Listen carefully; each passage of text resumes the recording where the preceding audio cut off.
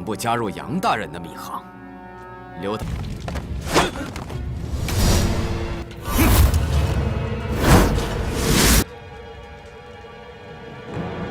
Halo guys, selamat datang kembali di channel Broview Series. Masih bersama saya Stephen yang akan menjelaskan alur cerita filmnya. Kali ini saya akan menjelaskan alur cerita film yang berjudul The Kung Fu King Iron Bridge Son. Film ini mengisahkan tentang seseorang yang mencari jati dirinya dan menyingkirkan setiap orang yang menghalanginya. Seperti apakah kisahnya? Langsung saja, sebelum masuk ke ceritanya seperti biasa siapkan apa? Ya tentunya Kopai dan Woodbray untuk menemani kalian dalam menonton alur cerita film ini. Dan sekarang kita masuk intro.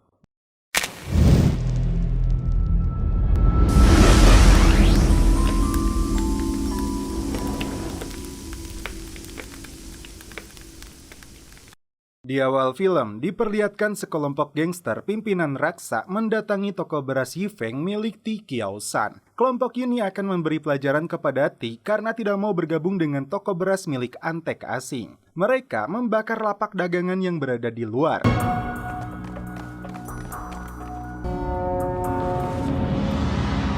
敢不加入杨大人的密航，留他。" Ti dan istrinya terkejut saat muncul asap dari luar toko mereka.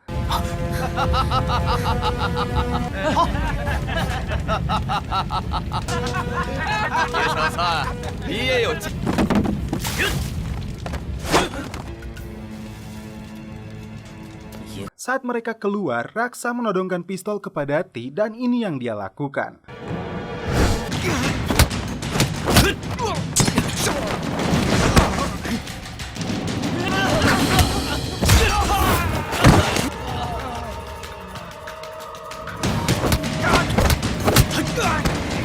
Mereka semua dihajar habis oleh Ti yang ternyata adalah seorang ahli kungfu. Jangan pernah sekali-kali meremehkan babah tukang beras yang satu ini. Scene berpindah ke markas pasukan pemerintah yang berlatih dengan leha-leha. Nampak mereka datang mengejutkan dua orang yang sedang santuy menikmati opium. Padahal mereka ditugaskan untuk melatih tentara. Tuan Shi langsung murka dan hendak menghukum mati mereka. Shi kecewa di saat orang asing mengusulkan untuk menempatkan pasukan di Guangzhou tapi ditolak oleh pengadilan militer. Orang asing itu mengancam akan berperang dengan pengadilan kekaisaran. Atas permintaan Tuan Zhen, mereka diampuni dan hanya disuruh pulang ke kampung. Asistennya Nalong ditugaskan untuk menjadi komandan sementara di batalion ini. Dia tampak ragu karena perang tidak lama lagi akan pecah. Tidak ada banyak waktu lagi bagi dirinya melatih pasukan. Menurutnya, harus ada ahli kungfu yang bisa membantu mereka melatih pasukan ini dalam waktu yang singkat. Ada satu kandidat yang bisa mereka rekrut, tapi masalahnya apakah dia bersedia?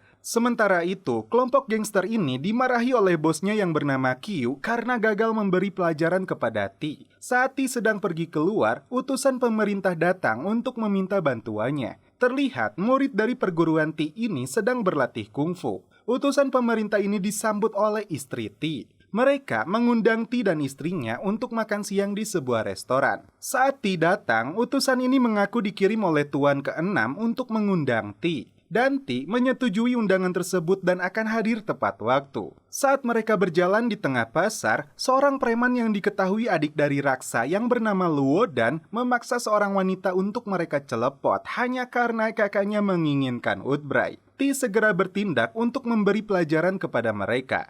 毒害同胞，残害百姓，欺男霸女，恶事。下次如果再敢做这种伤天害理的事，我绝……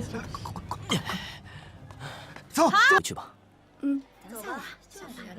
Sementara itu, Raksa meminta bantuan bosnya untuk menuntut balas kepada Ti karena telah dipukuli olehnya. Bosnya yang berpihak kepada orang asing menyuruh dia melapor kepada pelatih Ma bahwa Ti telah merampok uang miliknya. Rupanya, bos Qiu ini belum tahu kalau guru Ma telah dipecat 2 hari yang lalu. Di saat yang sama, Luo Dan melaporkan pemukulan mereka kepada kakaknya. Dan ternyata lokasi pertemuan Ti dan Tuan Ke berada di restoran yang sama. Dari pertemuan ini diketahui Zhen Rongwei adalah gubernur Guangzhou. Mereka meminta Ti untuk bersedia menjadi komandan Kesatuan Infanteri 86. Saat itu juga Ti menolak penawaran itu karena dirinya hanyalah orang biasa yang tidak pernah menjabat di pemerintahan. Mereka menjelaskan saat ini pihak asing yang bernama Kevin meminta pemerintah mereka mengirim pasukan ke negara ini untuk menekan pengadilan kekaisaran. Negara sedang membutuhkannya saat ini. Rupanya T tetap menolak permintaan itu. Di sisi lain, bos Q yang merupakan adik ipar dari Kevin meminta pistol milik Raksa untuk memberi pelajaran kepada T. Namun dia tidak menyadari T sedang melakukan pertemuan dengan para pejabat pemerintah. Dengan angkuh, Presiden Asosiasi Industri Beras ini menyela pertemuan para pejabat. Dia langsung menodongkan senjata ke arah T. Q baru menurunkan senjatanya setelah dia tahu di depannya adalah Gubernur Guangzhou. Istri T sudah bersiap menyerangnya dengan sumpit mie ayam. Terlebih, T sangat siap menghajarnya setelah dia merendahkan istrinya yang dia sebut mirip pelacur. Untuk menghindari konflik yang lebih besar, Gubernur meminta mereka untuk tenang karena dia sadar kejadian ini akan dimanfaatkan antek asing. Q yang dikelilingi ladies membuat rencana licik untuk menjebak T. Anak buahnya ditugaskan untuk memukuli seseorang di depan toko berasnya. Setelah itu, dia akan menyalahkan T. Tanpa mereka sadari, pria bertopeng yang mengaku T datang mengajar mereka semua dan mematahkan tangan si Q.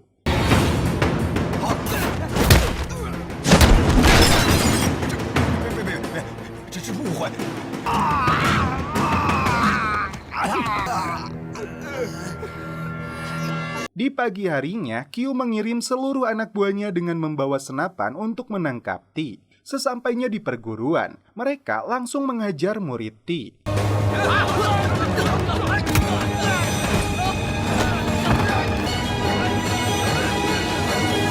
T yang mendapat kabar langsung menemui mereka semua. Rupanya dia memikirkan keselamatan istrinya jika melakukan perlawanan. T memilih menyerahkan diri kepada mereka. Diseret ke hadapan Q, T langsung dipukuli dan dituduh telah melakukan penyerangan tadi malam. T akan dihabisi kecuali dia berlutut kepada Q dan bergabung dengan asosiasi beras. Istrinya mendatangi gubernur meminta bantuan untuk menyelamatkan suaminya. Saat itu juga pasukan dikirim untuk menyelamatkan T. Dan terungkap sebuah fakta, gubernur mengirim Lunan untuk berpura-pura menjadi T dan menghajar Q dan anak buahnya. Strategi licik ini dilakukan gubernur agar T bersedia menjadi komandan pasukan infanteri 86. Saat mereka mengepung rumah Q, dia terkejut karena T adalah panglima tertinggi pasukan pemerintah. Jika Q tidak melepaskannya, pasukan akan menyerbu dan membunuhnya. T tidak bisa berkata apa-apa lagi. Dia selamat dari penganiayaan yang dilakukan antek asing ini. Di dalam pertemuan, T sudah menyadari ada seseorang yang sengaja menyamar menjadi dirinya yang mengakibatkan dia ditangkap kelompok Q. Meskipun cara ini terlihat ekstrim, namun T menyadari alasan baik dari rencana ini. Secara resmi, T menyetujui dirinya diangkat menjadi panglima perang. Secara resmi juga, T melatih pasukan yang terlihat masih lemah gemulai dalam latihannya.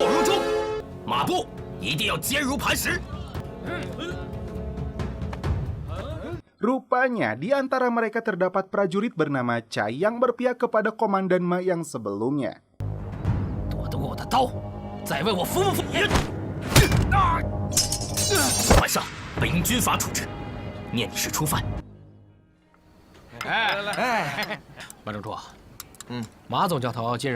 Anak Ma itu memanfaatkan mereka untuk melawan kepemimpinan T. Di saat sesi latihan sebelumnya, terlihat prajurit ini lebih cocok disebut sedang melakukan senam pagi ala emak-emak. Chai dan beberapa prajurit sengaja datang terlambat. Bahkan dia menantang T untuk bertarung dengannya.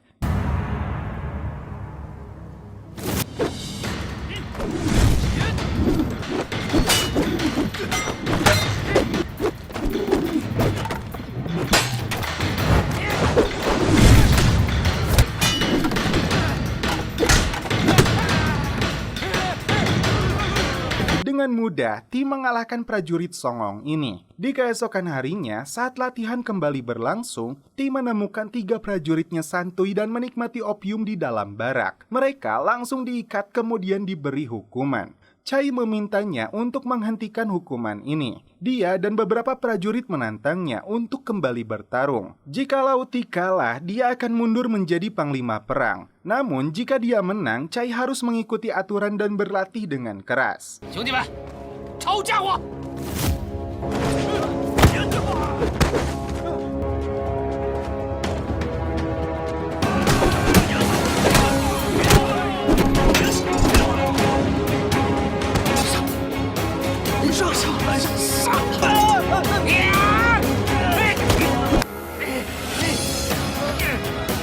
Dalam pertarungan ini, Ti dengan mudah mengalahkannya. Ti kemudian menggeledah barak prajurit dan menemukan banyak papir opium yang langsung dimusnahkan. Komandan Lunan cukup puas saat mendapat laporan Ti melatih prajurit dengan keras dan tegas. Kebencian Chai tidak berujung. Kali ini dia menemui Q untuk membuat rencana busuk lainnya. Sebagian prajurit terlihat sedang menikmati narkoboy di rumah asap milik Q. Raksa yang menghadangnya tidak berani melawan Ti yang kini menjadi komandan infanteri. Ti segera bertindak untuk membawa mereka ke camp dan memberi hukuman cambuk. Tiba-tiba seorang prajurit melaporkan bahwa Chai kecanduan di rumahnya. Ditemani dua prajuritnya, Ti datang ke rumah Chai dan menemukan dia sedang play. Istri Chai memberikan minuman untuk Ti, namun tiba-tiba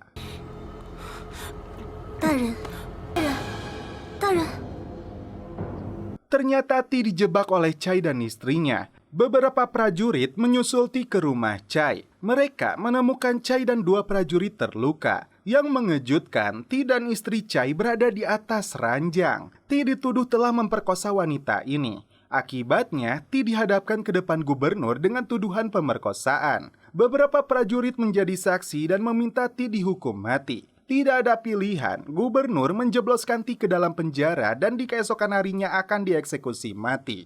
Di dalam sel, Ti meminta satu hal kepada gubernur untuk menjaga istri dan seluruh muridnya. Istri Ti terkejut saat Zen memberitahu kejadian yang menimpa suaminya. Dia dan muridnya yakin Ti telah dijebak kelompok Q. Q dan anak buahnya merayakan penangkapan Ti dan hukuman mati yang akan dilakukan esok hari. Tak puas sampai di situ, dia menugaskan anak buahnya untuk menghancurkan perguruan Ti dan membawa istri cantiknya.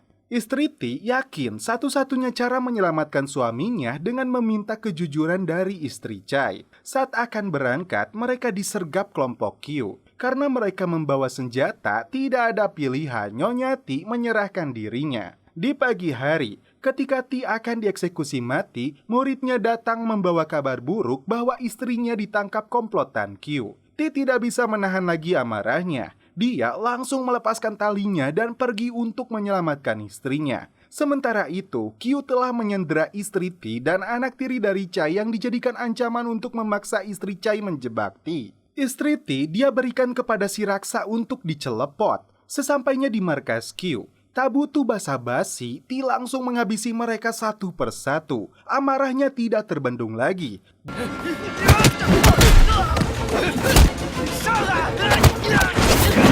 Dia pun menggorok leher Sima.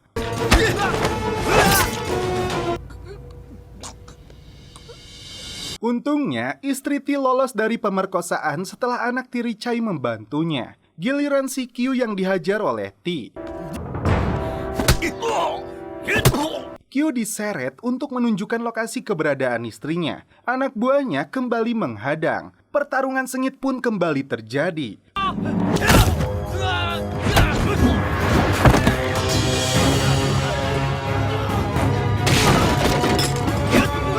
Setelah anak buah mereka tewas, Raksa dan tangan kanannya berpura-pura meminta maaf padahal hendak menikam Ti. Tidak ada ampun bagi mereka lagi.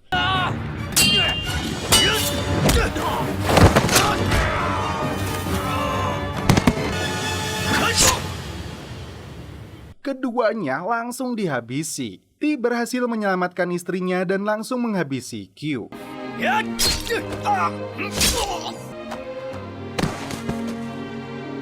Di depan pejabat Zen dan Jenderal Lonan, Ti dan istrinya datang membawa istri Chai dan anaknya. Di sini, istri Chai mengaku kepada gubernur dia diperalat oleh suaminya sendiri untuk menjebak Ti. Fakta ini membersihkan nama Ti. Hukuman penjara dijatuhkan kepada Chai dan prajurit yang berkomplot dengannya. Di akhir film, Ti memutuskan untuk mengundurkan diri dari posisi komandan. Tiba-tiba, seorang prajurit datang melaporkan perang akan pecah setelah pihak asing mengirimkan pasukannya. Para prajurit berharap Ti tidak meninggalkan jabatannya demi membela negara. Akhirnya, dia menerima kembali amanah besar ini untuk menjadi Panglima Infanteri 86. Dan setelah itu, film pun berakhir. Oke guys, bagaimana menurut kalian alur cerita film dari The Kung Fu King Iron Bridge Sun ini? Menurut saya ini adalah perpaduan dari kisah dan laga.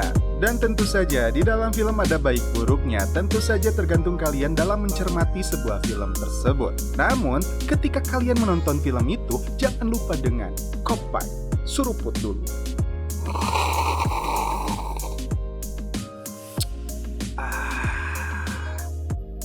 Mantap. Oke guys, cukup sekian alur cerita film ini. Salam penutup seperti biasa dari kami. Mohon maaf bila ada kata-kata yang kurang berkenan di hati kalian. Mohon dimaafkan ya. Salam perfilman duniawi. Keep enjoy.